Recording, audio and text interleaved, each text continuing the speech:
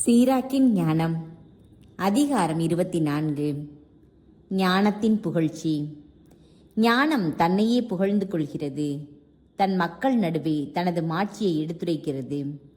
உன்னத இறைவனின் மன்றத்தில் திருவாய் மலர்ந்து பேசுகிறது.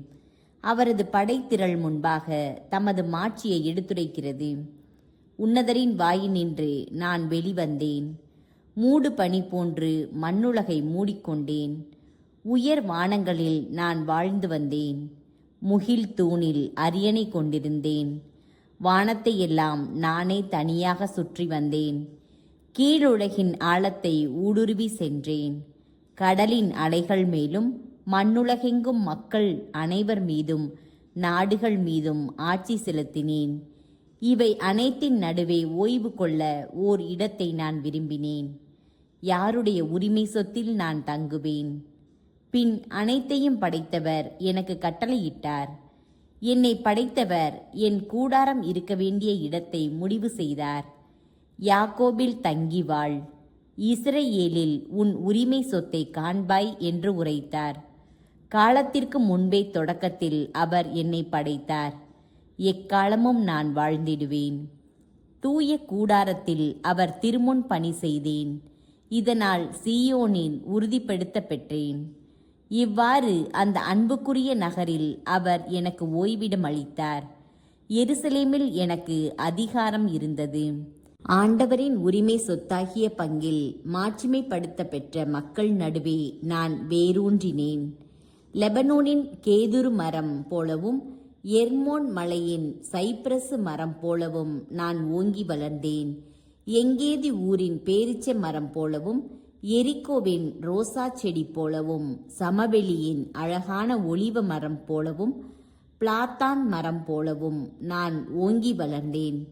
லவங்கப்பட்டை போலும் பரிமள தைலம் போலும் மனம் கமிழ்ந்தேன். சிறந்த வெள்ளை போலம் போல நறுமணம் தந்தேன். கல்பானும் ஓனிக்ஸா என்னும் நறுமண பொடிகள் போலும் உடன்படிக்கை கூடாரத்தில் எழுப்பப்படும் புகை போலும் நறுமணம் வீசினேன். தேவதாரு மரத்தைப் போல் என் கிளைகளை பரப்பினேன். என் கிளைகள் மாட்சியும் அருளும் நிறைந்தவை.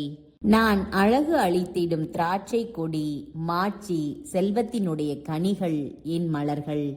நானே தூய அன்பு, அச்சம், அறிவு, தூய நம்பிக்கை ஆகியவற்றின் அன்னை. கடவுளால் குறிக்கப்பட்ட என் பிள்ளை மேல் நான் பொழியப்படுவேன்.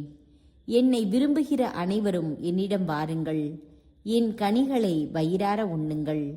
என்னை பற்றிய நினைவு தேனினும் இனியது. என் உரிமை சொத்து தேன் அடையினும் மேலானது. என்னை உண்பவர்கள் மேலும் பசி கொள்வார்கள். என்னை குடிப்பவர்கள் மேலும் தாகம் கொள்வார்கள். எனக்கு கீழ்ப்படிவோர் இகழ்ச்சி அடையார்.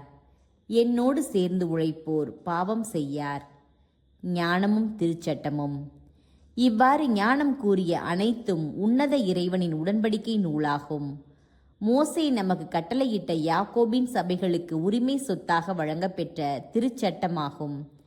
ஆண்டவரில் வலிமை கொள்வதை விட்டுவிடாதே. அவர் உனக்கு வலுவூட்டும் பொருட்டு அவற்றை பற்றிக்கொள். எல்லாம் வல்ல ஆண்டவர் ஒரே கடவுள். அவரை தவிர வேறு மீட்பர் இல்லை. பீசோன் ஆறு போன்றும் அறுவடை காலத்தில் திக்ரீசு ஆறு போன்றும் திருச்சட்டம் ஞானத்தால் நிறைந்து வழிகிறது. யூப்ரத்தீசு ஆறு போல அறுவடை காலத்தில் பெருக்கெடுத்தோடும் யோர்தான் ஆறு போல அது அறிவு கூர்மையால் நிரம்பி வழிகிறது. திராட்சை அறுவடை காலத்தில் நைல் ஆறு வழிந்தோடுவதைப் போல் அது நற்பயிற்சி பெருக்கெடுத்து ஓட செய்யும். முதல் மனிதன் ஞானத்தை முழுமையாக அறியவில்லை. இறுதி மனிதனும் அதன் ஆழத்தை கண்டான் இல்லை. ஞானத்தின் எண்ணங்கள் கடலினும் பரந்தவை. அதன் அறிவுரைகள் படுகுழியை விட ஆழமானவை. நான் ஆற்றிலிருந்து பிரியும் கால்வாய் போன்றவன். தோட்டத்தில் ஓடி பாயும் வாய்க்கால் போன்றவன். எனது தோட்டத்துக்கு நான் நீர் பாய்ச்சுவேன். எனது பூங்காவை நீரால் நிரப்புவேன் என்று சொல்லிக்கொண்டேன். உடனே என் கால்வாய் ஆறாக மாறிற்று. என் ஆறு கடலாக மாறிற்று.